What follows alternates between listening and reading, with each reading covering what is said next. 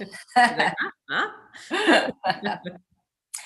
Hey everyone, and welcome to Chef AJ Live. I'm your host, Chef AJ, and this is where I introduce you to amazing people like you who are doing great things in the world that I think you should know about. Today's guest has a story, a remarkable story of healing from an autoimmune disease. She's also the co-author of a wonderful book called Body on Fire. Her name is Dr. Monica Aggarwal. Please welcome her to the show. It's so nice to see you again. Yeah, nice to be here. Thank you so much. Yeah, I love your story on so many levels, especially because it just, you look at it now as a good thing, what happened to you. I mean, at the time, of course, it wasn't. But now you say it's like, in a way, the greatest gift. It's true. It's funny because there's so many times in your life you say, well, this is happening for a reason, and I don't know. I'm sure I'm going to figure it out later, but this is truly one of those times where I had so much to learn. And if I hadn't gone through something so significant, I probably wouldn't have learned the lessons, and maybe the best lesson I learned from this whole thing was that I learned humility. And I learned that you can't predict, no matter how many things you do right, you can still get sick and you can still be affected. And I think that that's something that people forget, especially sometimes I see this in the plant-based world in particular, like, well, I eat very healthy, so I'm going to be just fine. I'm not going to get COVID. I'm not going to get this. Well, you know what? Not life isn't always exactly the way you want it to be. And so all you can do is do the best you can. Right. And that I've been vegan for 44 years, and that's just a big thing in the vegan community, that if you eat, even if you eat perfectly, you should never get sick. And that's the most ridiculous thing in the whole world. Yeah. Yeah, it's too bad. People sent me messages when I posted that I had gotten COVID back in January, like, really? You got COVID and you're plant-based? Well, yeah, I think, I'm around hospital patients all the time. I see COVID consults every single day. I'm in the ICU doing procedures. And so the likelihood that I'm going to get COVID is pretty high. Despite all the things that we were doing. This is sort of back in December and January when we didn't have vaccine yet. And I think what I try to remind people is that you are still going to be at risk for infections. It's just that hopefully your immune system is going to be strong and you're going to be sturdy, that if you get the infection, that you're going to be able to combat it better. And luckily I had very mild symptoms. And so I think that's the key point, is that yes, probably, but we sadly did a lung transplant recently on a 27-year-old woman who was a nurse and a runner. And so this is a tricky illness. And so one that I think has humbled all of us. Yeah. It's not only plant-based people that just expect to never get sick, but it's people that aren't. And anytime, if a vegan even has a sniffle, see, it's because you're vegan. Right. I know it's a funny thing. People are very sensitive about their diets and about their lifestyle choices. And so, if you bring up something and well, that's why we're keto, that's why we're this, that's why we're that. And I like to remind people that, that no one is immune to anything, and then just to do the best you can. And let's not try to judge people, and just try to kind of appreciate that everybody has problems, everybody gets sick, everybody gets things, and you just kind of hope that you can get a little bit better each time. Absolutely. So tell your story about how you had an autoimmune disease, and you had little kids at the time. You still are a doctor, but you were just kind of finishing your education or starting your practice.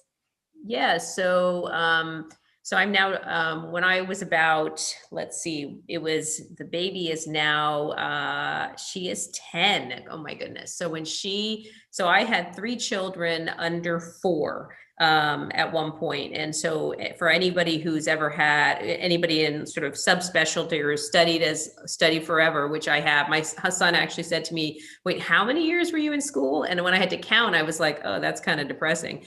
But when you kind of have been in school for so long, you kind of want to wait until you have kids. And that arguably is a discussion point as well, because a woman in medicine is a tricky thing. And we often feel that we can't have children because other people, all the male physicians, would look down on us. And sadly, cardiology, which is my specialty, there's only 1 in maybe 10 cardiologists is a woman.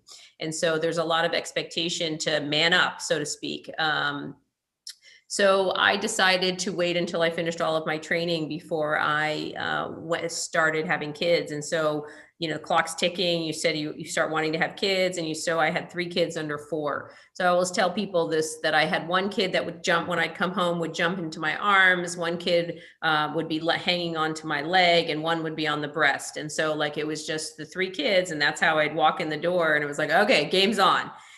And so, I lived this crazy life where I worked full time or mostly full time. I took a lot of call. I was taking heart attack calls on the phone, babies cooing on my breast. That was my life. And but I felt like I had to be everything. I was pureeing sweet potatoes at midnight. I was trying to go for a jog because heaven forbid I had a baby rump after having 3 kids, and the expectations a person puts on themselves. I've reflected a lot on that, on our expectations of ourselves, expectations as women, that we have to do all these things and be so good at so many things.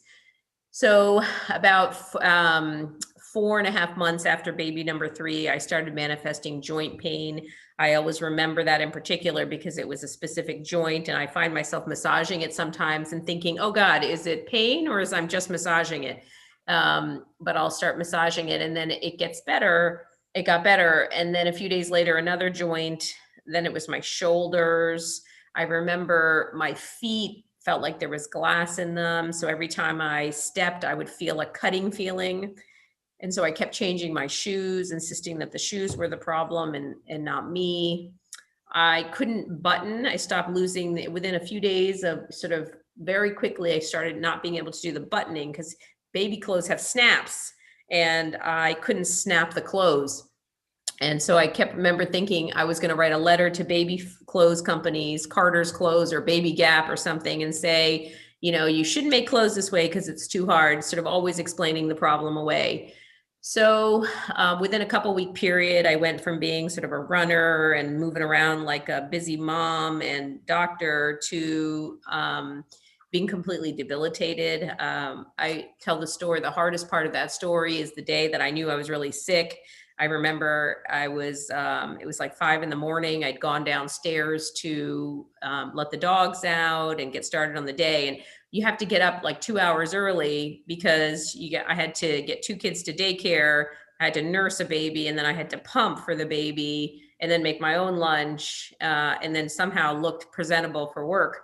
So I get up and took the dogs out, and I remember that I was bustling around downstairs, and I had and the baby started crying, and the baby's room was right near the other 2 kids. And I was worried that she was gonna wake the other 2 up. And so I tried to run up the stairs, and I just couldn't. I couldn't even run. I couldn't even get up the stairs. And my husband found me at the bottom of the crib because I crawled up that day because I couldn't get up the stairs standing, and I couldn't get the baby out of the crib.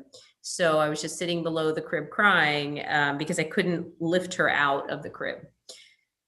So that would be my probably my darkest and lowest moment, which is the moment where I also sort of realized that there was something really wrong. So I got some blood work done, and I had a doctor friend of mine check it all. And actually before that, I forgot. The most important funny thing I did was I empirically started treating myself for Lyme disease. So I said, well, I have this migratory pain. This makes sense. I live kind of in the woods. I'm sure I got a tick. I'm dark skinned. I missed the bullseye. I have Lyme. This is it. I'm treating it.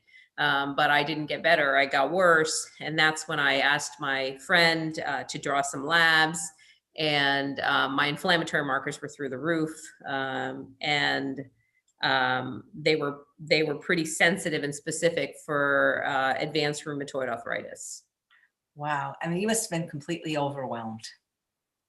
Yes. I mean, you think like, wait, one more thing, like I had sort of put myself in the situation of having all these kids and working all the time. And then to have this on top of it. But the truth is that it's always in those moments. It's always in those moments when you are at your weakest and that you're going to be most susceptible to illness. And so it's really no surprise in retrospect that that's the time that I got sick. Wow. Just, do you think the diet played a role at all in your acquiring this illness, and how has your diet changed since acquiring it? Yeah. So, I think it was very multifactorial for me. So postpartum women who've just had babies are in a high inflammatory state. On top of that, I was trying to do everything. I slept 3 or 4 hours a night. I was, I told you I was pureeing sweet potatoes at midnight. I mean, it's crazy. I was nursing and pumping. I was working full time. My stress levels and sympathetic tone was so high. And in response, many people, when they're stressed, they eat poorly. So I was already vegetarian, but I had gone to eating loads of cheese sticks, and I was eating crackers, and whatever I could find, I would grab in the hospital. I never ate meat, but I would eat all sorts of junk and processed foods. So absolutely, I think I triggered a very high, I was already inflamed and just got myself more and more inflamed. I think the fundamental thing that people need to understand, which has taken me sort of years to understand myself, which is that, we all have a genetic predisposition to a certain problem. For instance, and I take care of patients with heart disease, but we've even studied, especially in heart disease, patients will develop, you have the genes from your parents. Well, you can't change your parents. So you have that maybe predisposition, but you can do so many things to change what's around the genes, like the epigenetics, to then modify your risk. And so even in heart disease, for instance, and heart disease, I could even show a graph. It's so compelling. If you're at a high risk for heart disease, for instance, and you have a bad lifestyle, then your risk is 50% higher than somebody who has a healthier lifestyle. So if you could sort of extrapolate that into other illnesses, you can see that it's so much of the time, what you have, you can't change that, but suppressing or activating or expressing your genes, you do have control of. And I think that's the thing that people sometimes feel hopeless about. But I think that if anything, we should be hopeful about, because we can change so much with our lifestyle. So did diet make a change or affect me? Absolutely. So I changed everything. I started sleeping. I started saying no, which is a skill that I have nurtured over the years.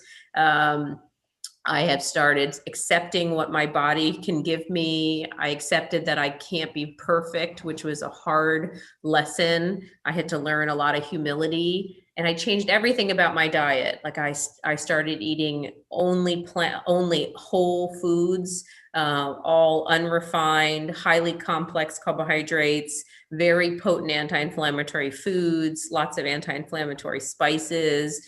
And I was meticulous to a T, and I started changing within weeks. It was remarkable to see the difference. That is great. Would you say you still have the disease today? Would you say you're in remission? Are you cured, or are you managing it?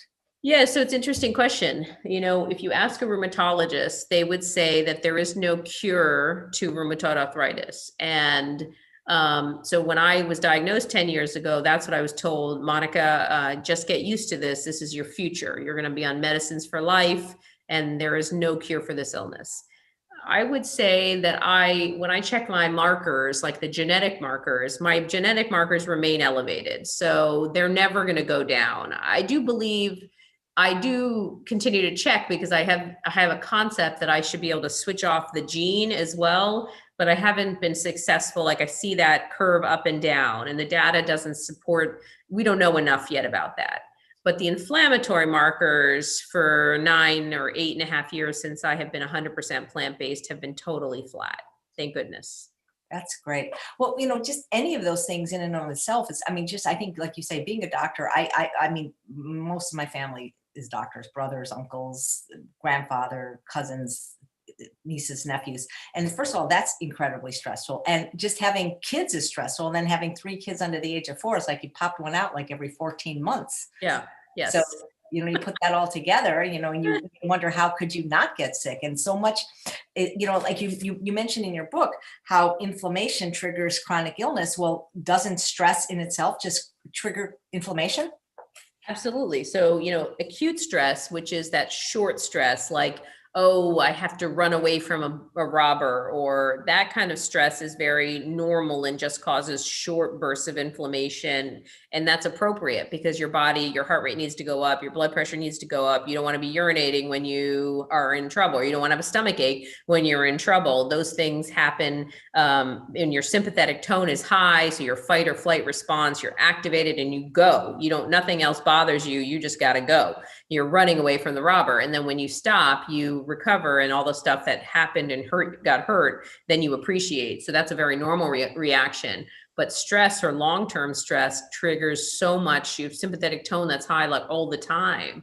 And so all of those short-term effects become long-term effects. So I often tell patients to check their heart rate. Why is your heart rate in the 80s, for instance? Your heart rate really should be a lot lower than that. And, people ask, well, what should your heart rate be? I hate to answer that question because it does vary, but patients' heart rates are in the 80s to 110s or so when they're just resting. I would just wonder if they have too much sympathetic tone. Are they in a higher stress state? And we really work hard on trying to calm that heart rate down.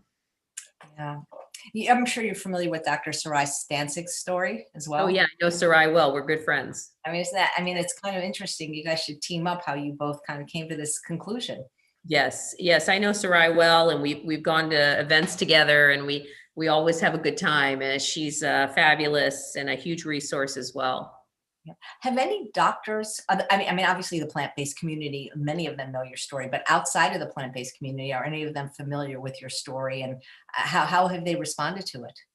It's interesting. I work at a large institution called the University of Florida.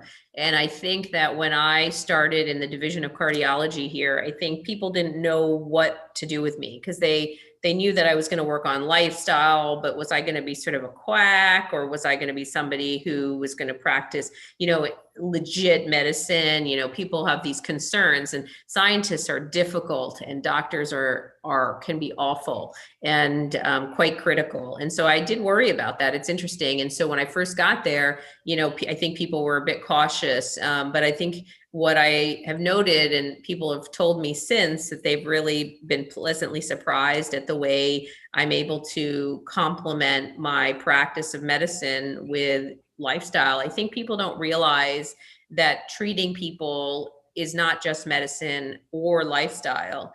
It's understanding sort of both sides of it, and that you have to implement and use all the resources in your toolkit to make people better. So people know my story now. It's interesting. I have a lot of people, wives of surgeons. A wife of a surgeon just called me the other day and said, I read your story. I heard your podcast. Can you sit with me and teach me, because I'm having this problem? We as physicians are not immune. In fact, we're at as much risk as anyone else, and arguably more, and sometimes because of our high levels of stress and poor dietary habits.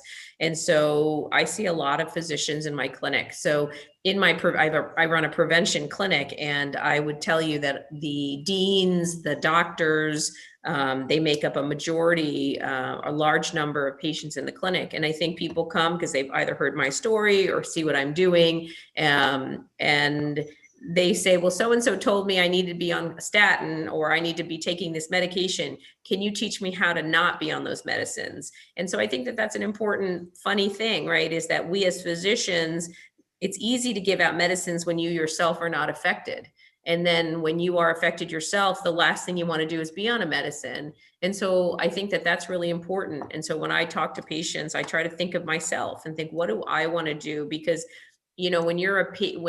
before I got sick, I used to think, well, the risk of you getting a problem from this medicine X is 1 in 1,000. But when you're the patient, you think you're that 1 in 1,000. And so when I started taking medications for rheumatoid arthritis, I started taking methotrexate, which causes liver failure over time. And very rarely you can get an acute case of liver failure.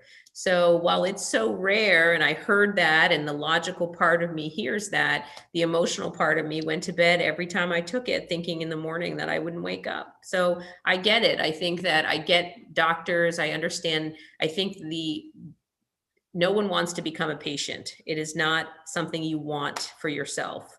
but becoming a patient has been hugely life altering for me. It's made me a better physician for sure. It's made me a better everything. It's changed everything for me. Wow.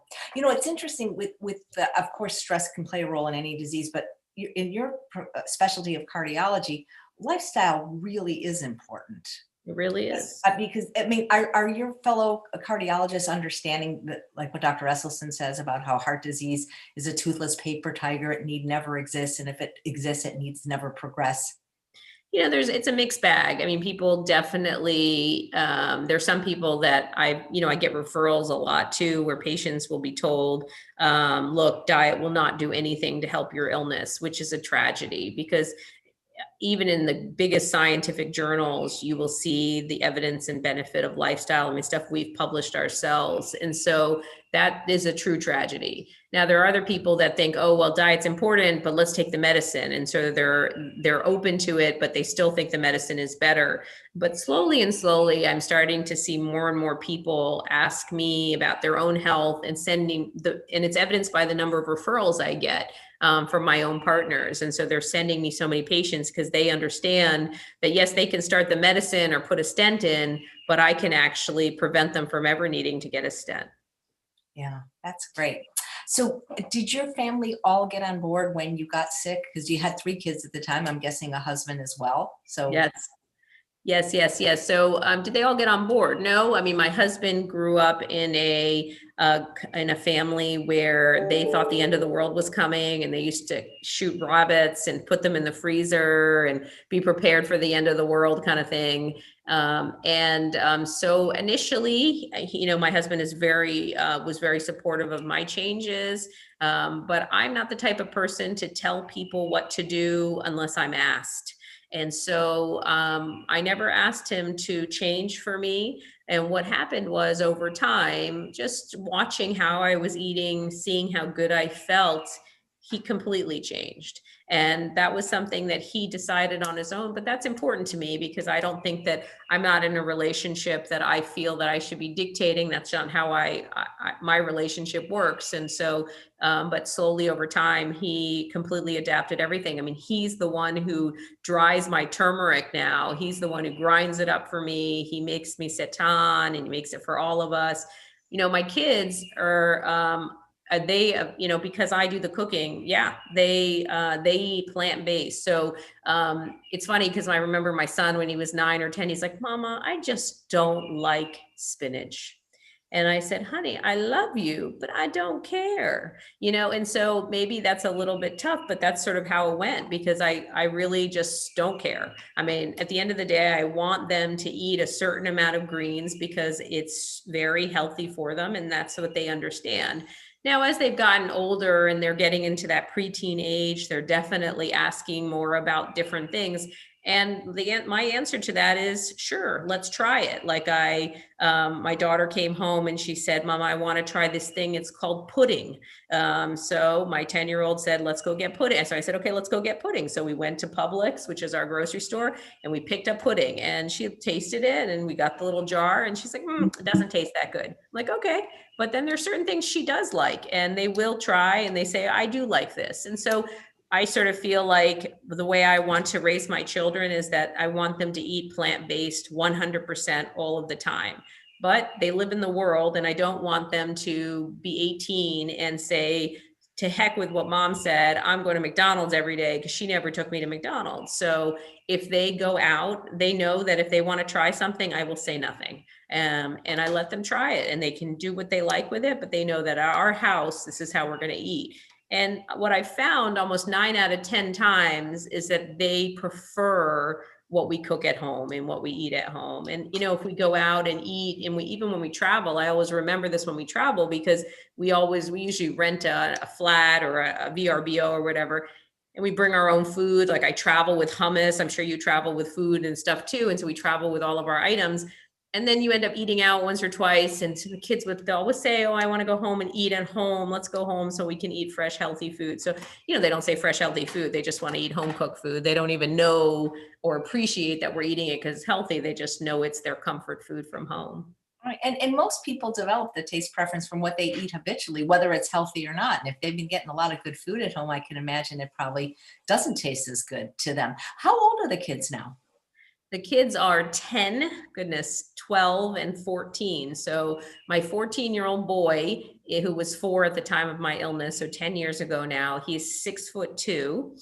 My husband is 6'3", and he's 6'2" now. And my middle daughter, 12, she's in 6th grade. She is also almost my height, which is crazy. And I'm 5'6", and she's almost there. And then the little, we call her Shrimpy, the little one, and the Shrimpster is my Spitfire, the craziest of us all, and is in 4th grade.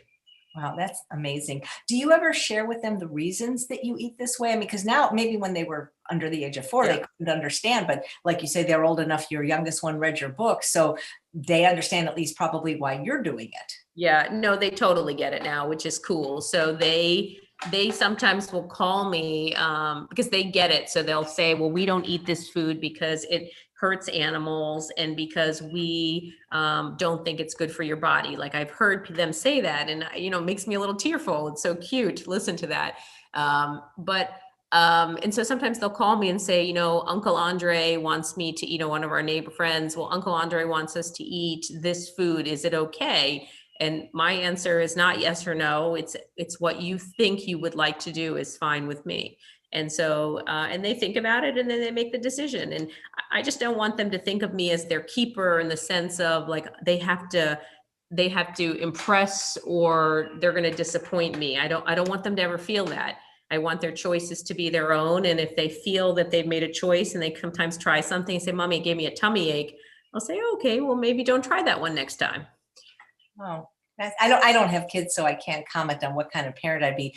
But I think of a funny story. I may not be telling it correctly, but I don't know if you're familiar with Dr. Alan Goldhammer, who eats not only plant-based, but what some people might think is too extreme: sugar, oil, salt-free. Sure. And he has a son, Gar, and his wife, Dr. Jennifer Morano, was telling me sometime when they were, because that's all they had at home, and the kid grew up at the center. So, and they were somewhere, and there was like a cupcake, and he had never seen a cupcake. So he went and got it, and he goes, Mommy, can I eat this? And instead of saying yes or no, they actually, I don't know how old he was, but they said, well, you could eat this, but the consequences are, and it was like, you could get stuck in the pleasure trap. And then they look and they put it back. I don't think that's wrong either. They're teaching them healthy habits. And I think that's very important. And so we just slightly do it a little bit differently. I mean, I tell them what I think they should do. I just, in the sense of like, these are the reasons we do them and this is why. But then I just, in the moment, I try not to weigh on them. I let them kind of decide, and they know the history. They know why I am the way I am. They understand what I do for a living. And then they'd make the final decision. Yeah, that's great. And now there's just so many, like with Game Changers, there seems to be a documentary for every need, whether it's athletes or people that have need the compassion piece or the environment. So that's fantastic. Yeah. Angela, who lives in Florida, wanted to know if you are taking new patients, and do you work virtually or it has to be in person? Yeah. So right now I do only in person, but I am shifting models and in the next couple of months to where will be doing more. I'll have more options. So if you are curious and would like to be seen, check out my website, drmonicaaggarwal.com, which has nothing on it right this second about it, but will over the next month or so as I continue to evolve and change into this new role. That's great. So let's talk a little bit about this wonderful book. I had your co-author on this week, and you both brought different pieces to the table. So who is this book for? So, it's interesting. That's a good question. So I would tell you that book is for everyone. Some people say, well, I'm going to read it because I have rheumatoid arthritis like she does. And so I think it's going to help me. Yes. I think when I wrote part of those books, I wrote it specifically for patients who have heart disease because I'm a cardiologist. So I put in pictures of blood vessels and show how inflammation affects the vessels. I also think of it as a book that's for people who have gut issues because I think so much of the mechanism, in fact, most of my study, the research I do is on the role of diet, but how it goes through the mechanism of the gut.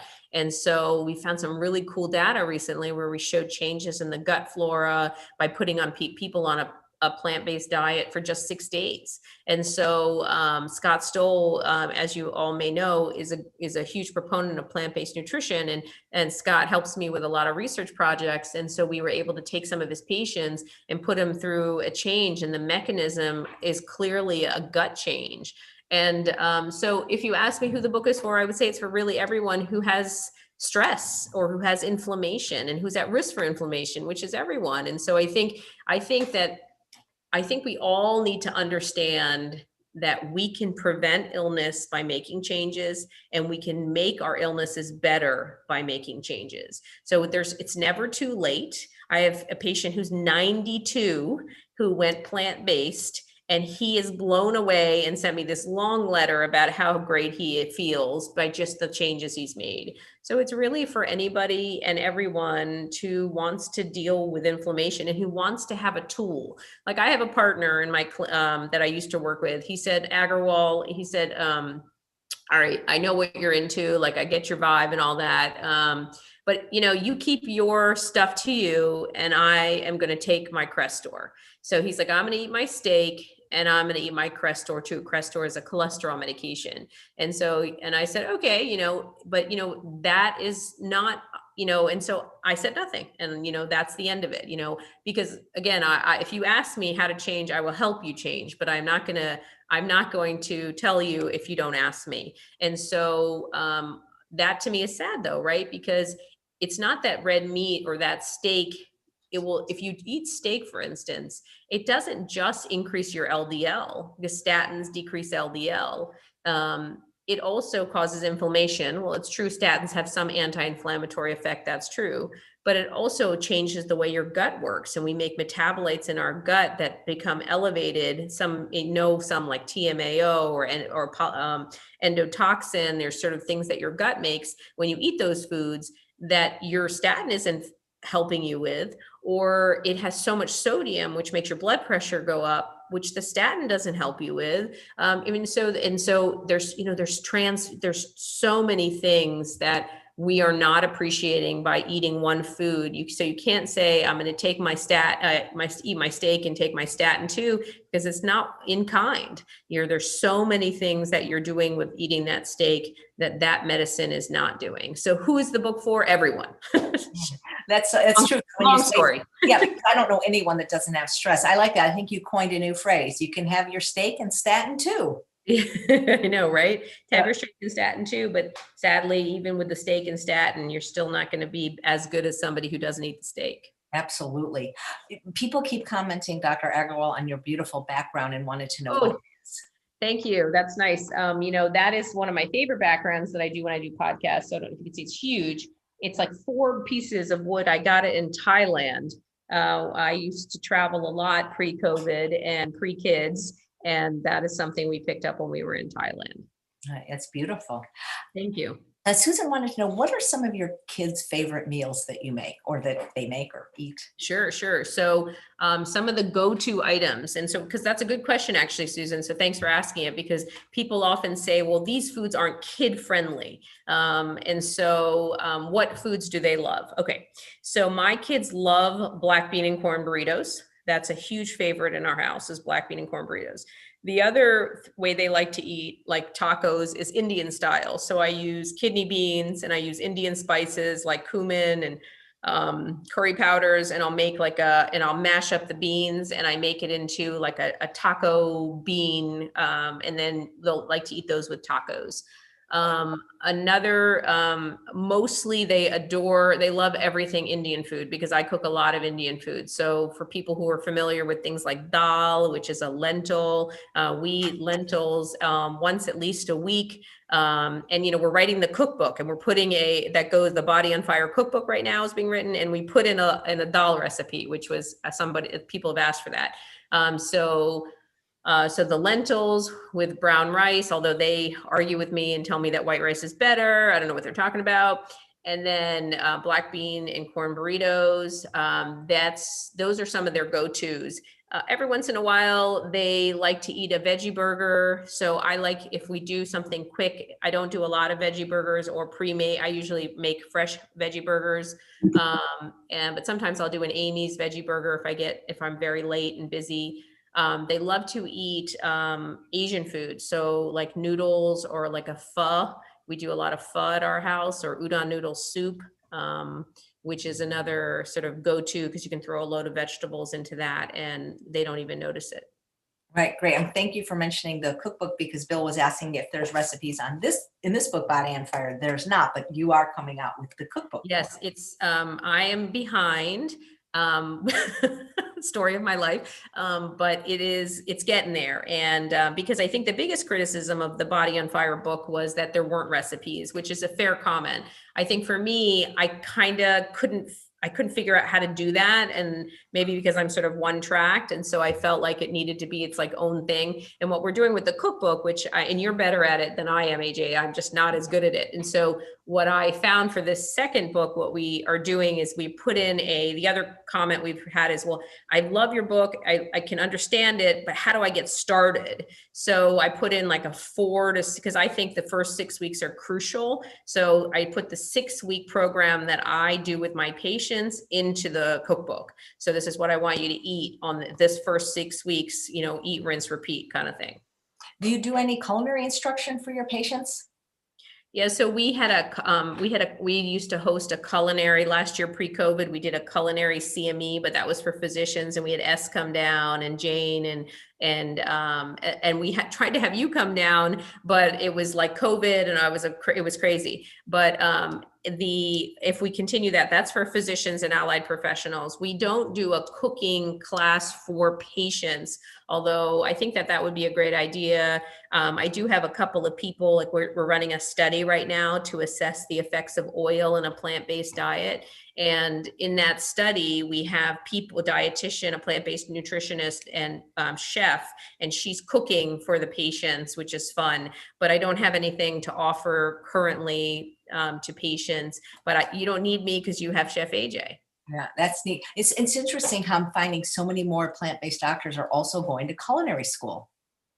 Yeah, I think that's a great idea. There's so much, it's so nice to see that actually. It's interesting. I have so much of my mother in me. And so I do a lot of winging it. And so I take a lot of the foods that I grew up with, and then I start changing them and modifying them. But I do eat a lot of tofu and tempeh, and so I'm always enjoy sort of playing with that and trying to figure out how to bring the flavor into the foods that way. And so I really enjoy that. So yeah. And I'm always looking for a kale recipe. So I feel like there's not enough kale that I could eat in this planet. So I feel like if I can put 100 kale recipes in this cookbook, I would do it. Wow. Well, if you need me to contribute any, I have 2 from previous books that are really knock your socks off. One is called Lip Smack and Mouthwatering Kale, because it is, and one is actually, it's a Sharon McRae's recipe, but I kind of tweaked it a little, and it's called Mediterranean Kale, and it tastes like pizza. Oh, I'd love to. Thank you so much. It would be an honor. So there's a question from Kim. What do you use for tortillas? You were mentioning your kids like burritos. Yes. So I will tell you that for me, I use the Ezekiel sprouted tortilla. For my kids, I can't get them to love those. And so they do eat the whole wheat flour ones, which I don't love as much, truthfully. But I haven't gotten them to love the other ones yet. But I eat the Ezekiel one, sprouted tortilla. Everybody says they're looking forward to the cookbook. Do you have any idea when it will be on, so I can get you guys? I'll book. Oh, that's kind of you. Yes. So we're due for spring of 21. That's assuming that I get it done by end of May. They want it for spring of 21. I'm sorry. Wait, this is 22. Spring 21. Sorry. Year got lost in COVID, so I get confused. Sorry, spring of 22 is when it's supposed to be released. That's assuming I get it done in the next month, but I think we will. I think we'll be on time. We're getting really close. Yeah, I book about 4 months in advance, so great. Okay. And I'm sure your publisher will tell me too, because He's actually publishing one of my books, and when he has a Oh, great book, yay. he always tells me that you must interview this person. So I'm Oh, sure. yeah. Perfect. Yeah. So I'm excited about that too. It's it's a little bit out on the limb for me because it's not my forte. But what I do really, the part that I really like when people come into my clinic, they walk out with a 4 or 5 page list of things to do.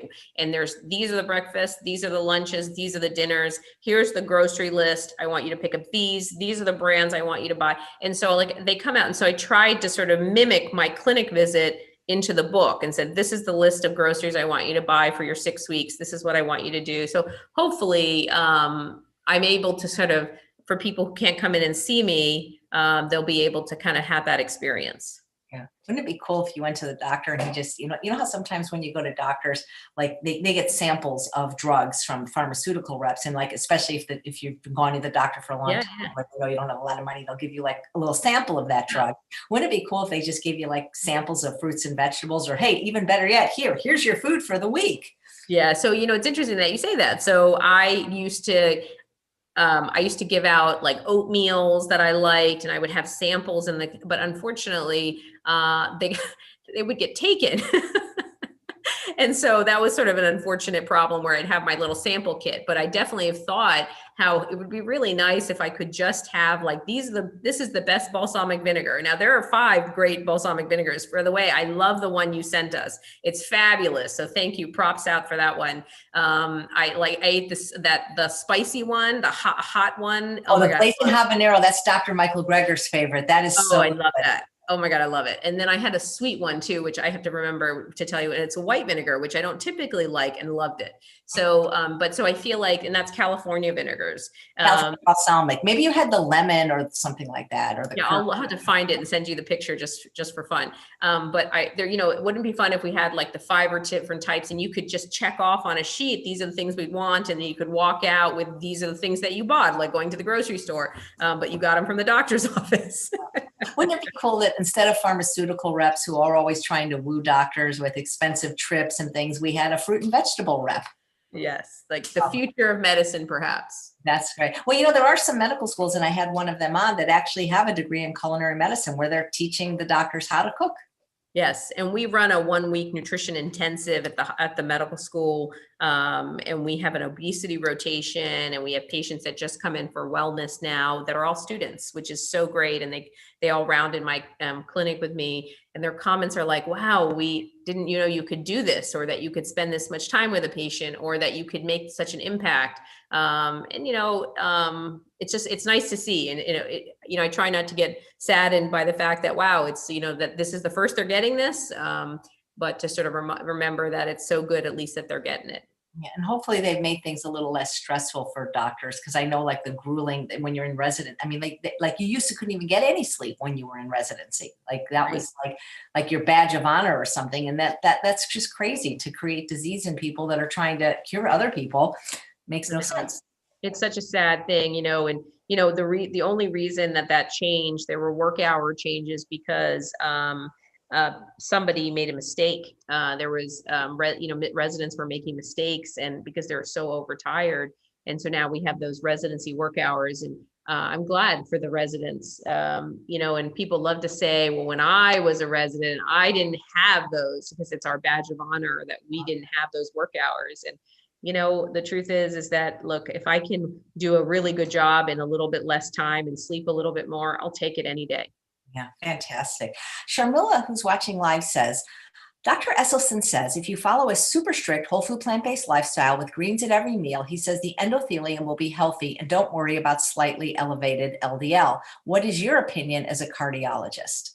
It depends. Everybody comes to the table with a different scenario. So yes, if you eat a load of greens, you're going to improve your activating nitric oxide release, which then vasodilates the vessels, which basically is what Essie's talking about with the endothelial function, or the endothelial cells, which are the thin layer of cells on the blood vessel. So yes, they're going to get better, but it really depends on sort of how you came to the table. I think that's really important to understand, that some people have had 50 years of lifestyle that's maybe not been so optimal, and then they change their diet. And so it's a matter of, is there enough can we counteract fast enough what's been done? Sometimes, not always. Sometimes we need to be more aggressive. And the other thing to always remember is that there are certain LDL thresholds we have on our guidelines. And so it's very important to me to be guideline driven. And so anything that's going to bring your LDL down, I think, is important.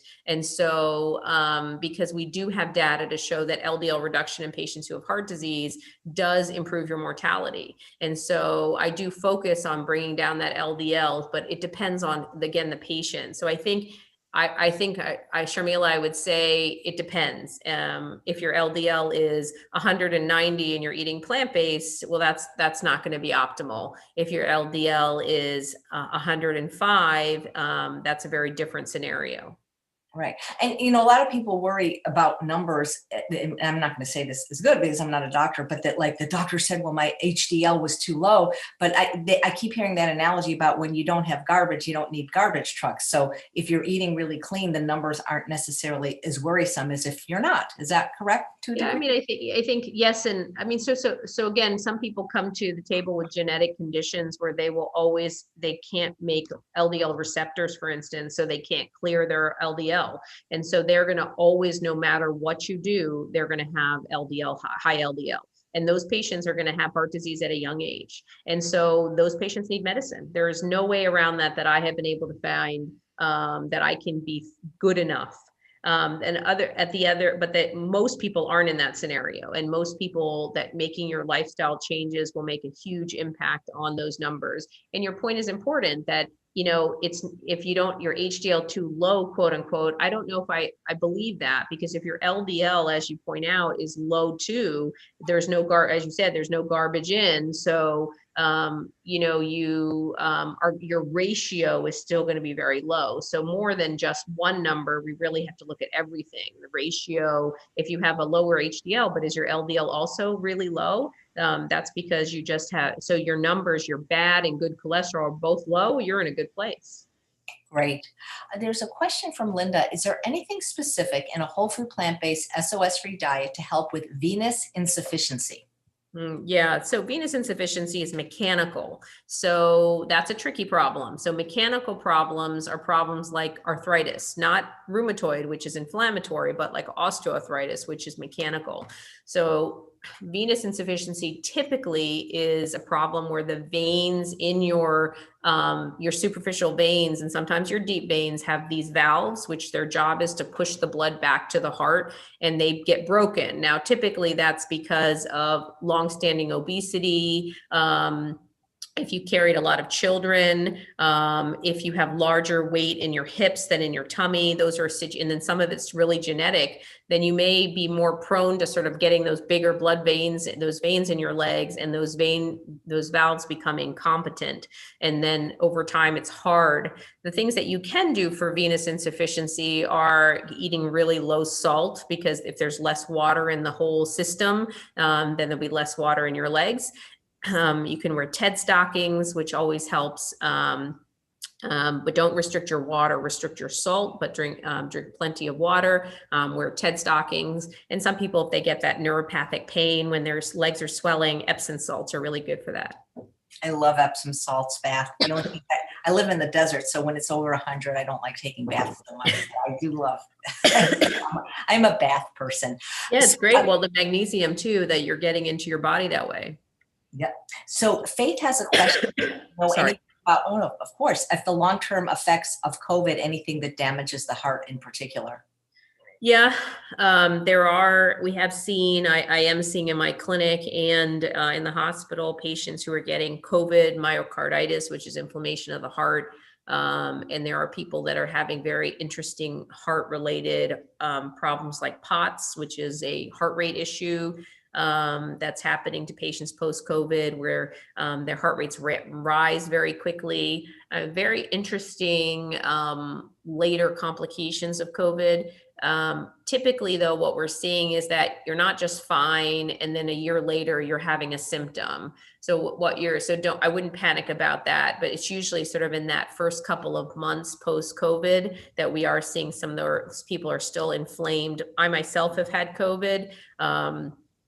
And I found that I had some elevated heart rates post-COVID as well. And so while I was seeing the patients in the clinic, I also had them.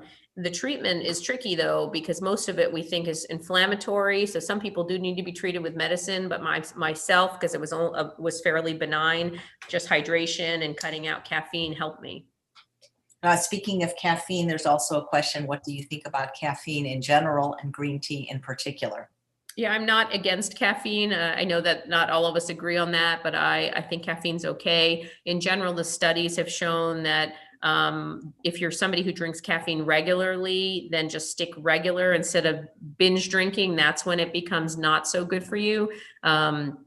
So in general, I'm pro on I'm pro or not against rather caffeine, but it's what we do to the caffeine. It's what we add to the teas and coffees, like the creamers and the sugars and the those kind of things that I would want everyone to avoid. But if you like to drink, I like to drink green tea. It has potent antioxidants, and I do enjoy it and drink green tea, and I'm fine with it.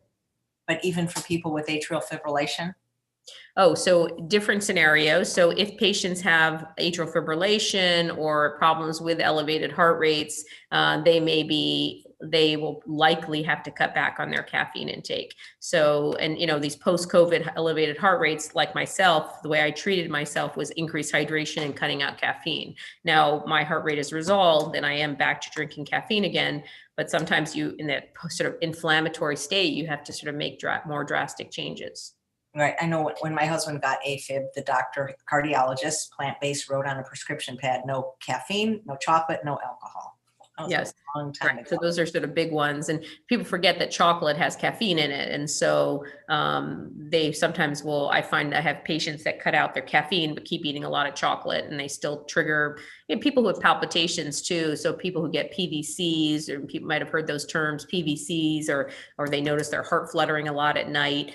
Those people often have a lot of sympathetic tone, and cutting out that caffeine helps. Right. So many doctors and even some plant-based doctors are very pro oil. And your book is about inflammation, but my understanding is that processed food in general is very inflammatory. So even if it wasn't for the direct effect on the endothelial, I don't see why oil is healthy for somebody, especially with cardiac disease.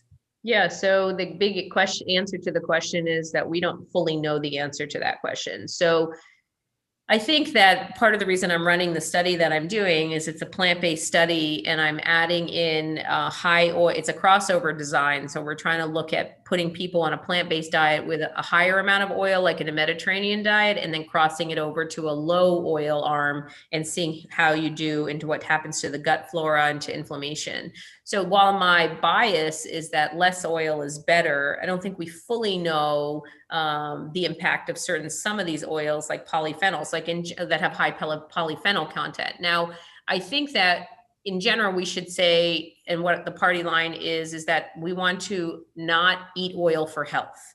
So I think that that's one thing that I try to advocate to people. Now, is there a role for some oil for some people? Maybe. I think the question is that, we have to sort of understand a little bit more what to do. I know that there's a little bit of drama in the community about the pro oil and the no oil people. And I think that we just don't know enough information. Now, we know that processed foods in particular are highly inflammatory. We know that certain types of oils in general, we want to stay away from. And are there healthier oils? Maybe, but people bring up coconut oil, and I would say the answer to that is no. It's 98% saturated fat, so we are anti-coconut oil.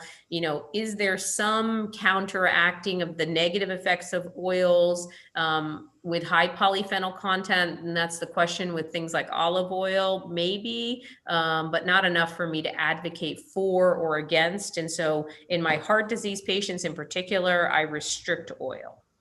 Right. I mean, the thing is most Americans, more than 3/4, are overweight or obese, and it's got such a high caloric density. I don't know how to get people to lose weight with any amount of oil. It's just right.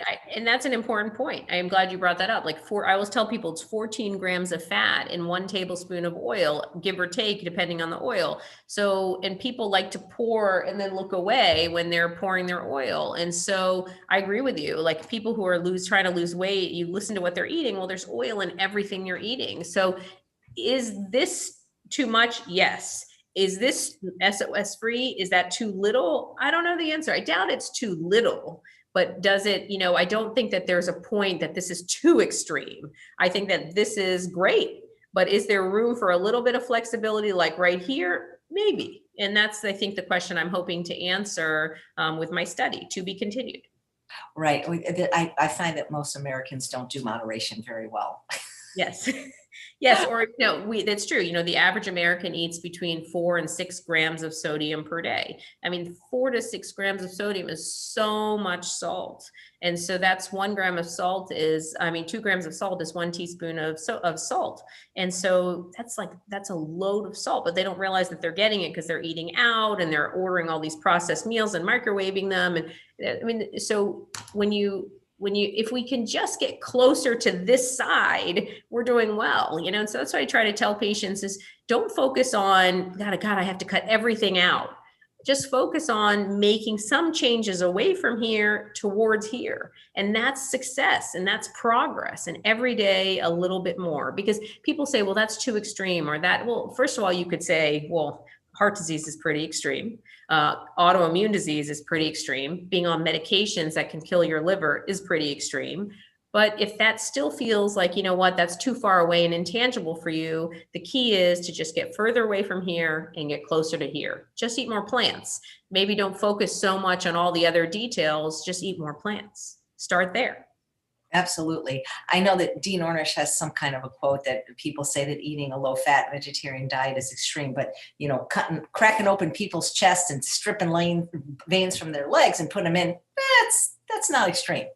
I know, exactly. And so I think what happens is that people find that that's very intangible. Like they don't think that that's going to happen to them. And so that's why when you bring up the bypass question, well, you don't think bypass and stenting and all this is they're like, well, that's not going to happen to me. Well, actually, the likelihood that most of us will die of heart disease is very high. In fact, the highest, cause of death in the United States and in the world right now is heart disease. Great. Carrie Lynn, who's watching live, asks, can you please explain how a plant-based diet helps with vascular health? I have burning in my feet, so I'm trying to figure out how a whole food plant-based diet helps. So it depends what the burning in your feet is from. Burning in your feet is often neuropathic pain. And so the small little nerve endings in your feet, I don't know if you're diabetic, will often get damaged and then you will get neuropathic pain. The treatment for neuropathic pain is to allow the nerves to heal and regenerate. And that happens by cutting out sugars from your diet. Now, if you have a neuropathic pain that's unrelated to diabetes, a little bit trickier, but I find that things like magnesiums, and that's why I love Epsom salt so much, really do help with those kind of things. Now, how does a plant-based diet help with neuropathic pain? Again, it depends on if it's an endothelial or a vascular problem causing the nerve problem, or it's a primary nerve problem. If it's a primary vascular problem causing the nerve problem, which it more commonly is, then eating 100% plant-based will absolutely make that better. That's fantastic. What about alcohol and the heart? Yeah. So alcohol is always a sensitive topic for many people. A little bit of alcohol in your diet is probably okay. The problem that people don't realize, alcohol makes you gain weight. Alcohol makes your blood pressure go up. Alcohol in too large amounts can make your heart weaken. So again, there's that moderation thing. And so if you have a glass of wine once in a while, is it bad for you? Probably not. And maybe good for you because it makes your HDL go up. Maybe, I tell people, like, if you want to have a glass of wine once in a while, go for it. Don't make it sort of, a woman shouldn't be drinking, for instance, more than a glass of wine. And when I say a glass, that's 3 to 5 ounces, not 8 to 10 ounces of wine per day. And a man shouldn't have more than 2 of those glasses. So if you want to have once in a while, go for it. It doesn't nothing should be,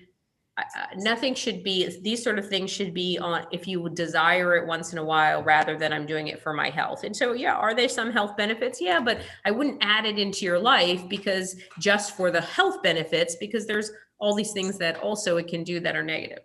Right. So if we're not already eating oil or coffee or alcohol, we really don't have to start. Right, exactly. We're not trying to add things like that. The things you want to add for your health are more plants.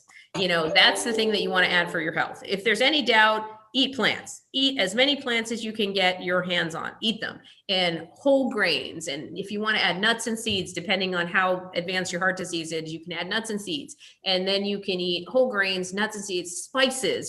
These are the things I want you to eat. Beans and legumes and beans and legumes and beans and beans. These are the things you should eat, and loads of greens. And so those are the things you can't get enough of. Now, I know you had rheumatoid arthritis. Have you had your levels checked lately to see how you're doing? Oh yeah, I check them all the time because I'm like any patient, I do get nervous once in a while where I'll feel a pain and I think, oh God, is it back? What does this mean? So 2 months ago, right around COVID, and this has been reported, people are developing some joint pains related to COVID, and I also did. So I had my numbers rechecked and they were flat. And then I had my x-rays done to make sure, because I hadn't had them in 5 years, and I have no bone destruction, thank goodness. Oh, that's fantastic. Trish says, can this way of eating also help with osteoarthritis, or is it only rheumatoid arthritis? Yeah, so osteoarthritis is that mechanical problem. So it's when the bone on bone in between your joints. And so the eating healthier and plant-based will help with the weight. So that will decrease the pain on the joints. That's a good thing. But the true osteoarthritis pain, it will help with decreasing some of the inflammation, but that bone on bone won't necessarily be changed by diet. Now, what will change is that you can get thinner, you can get stronger, and then if you exercise and build those quadricep muscles, you will really strengthen. Like I'm working on this with my mom right now who has osteoarthritis, and we're working on building her quadriceps, which are those muscles right above your knee. And if you build those muscles, then there's less pressure on your knee and the knee gets better. Anything that gets you to lose weight is better for osteoarthritis. Absolutely. Well, I saved the most controversial question for last. It's so funny how, we really just want people to eat more plants, but like there's so much arguing about the minutia, like nuts. Do we need them? I always say they're healthy, and if you like them, eat them, but they're not this holy grail where like you'll die if you don't eat them. Absolutely. That's actually if that's the question. I hear that question all the time. Should I eat nuts or not? It depends, again, a little bit of nuts. It's a good protein. It fills your tummy. It has some calcium in almonds, for instance. There's some anti-inflammatory effects from omega-3 fatty acids like chia seeds and flax seeds. So nuts and seeds in general are fine, and they fill your tummy. And so I eat I have a cashew addiction. So I like to have a handful of cashews every day. Are they the best nut? Maybe walnuts and almonds are better because they're higher in omega-3 fatty acids, but I wouldn't, go around eating, bags and handfuls of nuts for your health. A little bit of nuts in your diet on 100% whole food plant-based diet for most people will be fine. There are some people that, because there is some saturated fat in nuts, that I do have to restrict those at the beginning while I'm working with them. And so I can really cut back on all the inflammation and reduce the LDL. That's fantastic. Well, I love your book. You can see like the reason there's post-its is because these are things I don't like to write in my books. I don't know why, but so I put post-its in. I have little stickers too. I know. Yeah, it's just that it makes it easier because I don't know, and it also reminds me too much of when I was in high school, where you end up highlighting, and then you end up highlighting the whole book, which is 14 different colors, right? Right. So I love the post-its. So this is a wonderful book, guys, and we have to wait till next year for the companion cookbook. But please check this out because it's a wonderful book, and we had Dr. Rao on this week. You can watch. I can link to that podcast as well. It's very easy to talk to you. It's just like talking to a friend. I bet you're an amazing doctor and an amazing mom. Well, thank you. If I am judged when I'm older by the fact that I did a good job with my kids, that will be my truest success. And if I get to take care of patients and offer them some healthy advice and sort of help them get through their hard times, then that's all I need. Well, you're tremendous. I would sure love to have a doctor like you. And maybe you'll come back and talk about how you balance it all. I mean, just having 3 kids in any kind of job, let alone being a cardiologist, you must have very good time management skills. Sometimes, we're all just doing our best. Do you have time for any self-care, like a massage here or there, maybe some exercise? Yes. So I have a massage therapist that I see at least once a month, if not every or twice a month, that I swear by massage. I'm a big person. I'm a big Pilates person. I do Pilates a couple days a week, and I run 3 or 4 days a week still. And then I meditate. I try to make meditation a regular part of my kids and my children's mine and my children's life, and they love to meditate with me. It's a great thing for them and they love it. They ask for it at night. They'll say, my mind is really racing, can we do this together? Absolutely, let's do it. And every once in a while, if I'm lucky, I'll get a pedicure. Oh, that's great. Yeah. I always thought it'd be great if they could just come to your house and like put you under with the massage, and then while you're laying there, do your manicure and pedicure. That would be my dream, you know? So fun. Yeah, I don't know if you want to broach this question. I just keep getting into COVID territory, but people are asking your thoughts on the vaccine. Yeah, so I am pro-vaccine is the short version. I see so much COVID. I see patients that are 20. I see patients that are 90. I have patients that lose their families. I have patients that can't go see. They can't see. People can't come in and see them. So I've had COVID. Like, I feel like I'm intimately involved with this virus. And so this is the thing, you know, when I posted that I got vaccinated, I got a lot of hate mail. It was interesting. And that's okay. I understand that that's out there. And some people will say, how do you know the long-term effects of the vaccine? Then there are other comments. People will say, well, you know, you're young and you're healthy. You'll do fine with COVID. Why would you do that to yourself? So these are my answers to all of them. Number one, I believe in the vaccine. I believe that that there is a significant unknown with COVID, and that while most of us will do just fine, not everybody will. And for me, I was like a wreck when I had COVID. I had very mild symptoms, but my husband had a little cough, and every time he coughed, I'd get up and I was like, oh my God, I check his heart rate, I check his pulse, I get out my stethoscope. And for me, the fear of what could happen was very palpable. And so it's not worth it to me. And so, I see this every single day in the hospital. And when I see a 27-year-old get a lung transplant, it breaks my heart. And so while you could say, well, that person wasn't plant-based, you know what? In the 1918 to 1920 range, or whenever that time, we had really bad polio, and we had to take a little bit of a leap of faith and take that polio vaccine, and it changed history. And so I think that COVID is something similar. It has complications that are high risk. It's not worth it to me. I believe in the vaccine. 50 million people have had it, and the risk has been very low. And I myself am getting my second vaccine tomorrow. Wow. I really appreciate that answer. I'm so glad I asked. I'm afraid to get it. I mean, I'm not anti-vax. I'm pro-choice with the vax. You know what I mean? Sure. I'm not one of these anti-vaxxers. It's just, I've had so many allergic reactions in my life to even flu shots and the pneumonia. I'm just scared because I think that's a very real concern. I'm scared too. When I walk in tomorrow, it's not that I won't be scared, but I'm going to take a deep breath. I'm going to go in and I'm going to believe in the science, because I want to have a long, full life. And I want to be healthy for my patients and for my family. And I don't want to pass it on. And I want a future where we can get around without masks. And I think that this is one step towards that. Oh, well, yeah, you're in Florida. I hear they already run around without masks, but there's no COVID in Florida, and there's so many. You know, we're very different here in Florida. We don't get COVID. Yeah, well, so many vegans are not only anti-vax, but anti-mask, and they mask shame people that wear masks.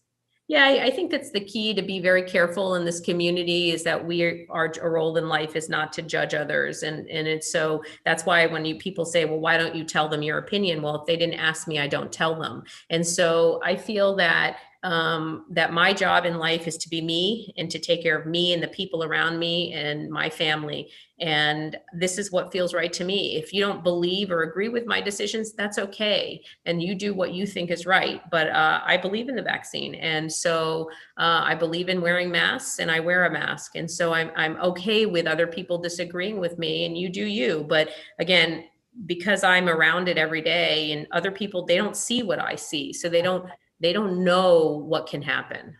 Yeah, I've never talked to a doctor that actually works with this disease that is against masks or vaccines. All the ones, whether they're in the plant-based world or other worlds, they're not treating patients on the front lines like you guys are. Yeah, it's different when you're there.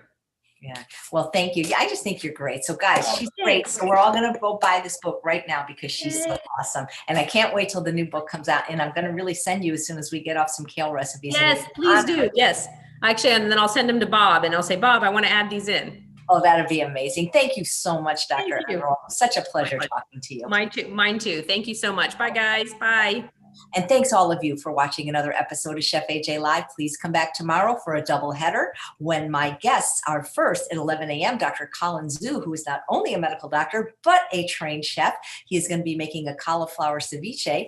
And at 2 p.m., we have another wonderful plant-based doctor. He was my doctor when I lived in Los Angeles. He is a pulmonary doctor and a sleep specialist and an internal medicine specialist. His name is Dr. Roy Artal. So he's going to be talking a little bit about COVID, but also a lot about sleep. Thank you guys so much for being here. And if you are watching on Facebook, please consider watching on YouTube. You see, we have something going on that we call the Zoomunity. It's all the wonderful people that have been watching the show for the first 500 episodes. As a matter of fact, next Wednesday is episode 500, and we're going to be giving away at least one prize worth $500, maybe two. But you have to be on YouTube because I can't see your comments on Facebook unless I jump out of the screen that I'm watching and monitoring and actually go to Facebook, which is really challenging. So please consider, if you're on Facebook, subscribing to me on YouTube. If you're watching on YouTube and you haven't subscribed, please consider subscribing to me on YouTube. But in order to win the prize next week, you have to be watching on YouTube because we can't be jumping screens. So that's where the contest is going to be taking place. So please, Facebook people, go on over to YouTube. And if you aren't subscribed to my mailing list, chefaj.com, please do that as well, because we're going to talk about the contest. We're sending the email out today, what you can win. I can tell you it costs $500 in honor of my 500th episode, which will be next Wednesday, Cinco de Mayo. And thank you so much and take care. And I hope to see you tomorrow for Dr. Colin Zhu.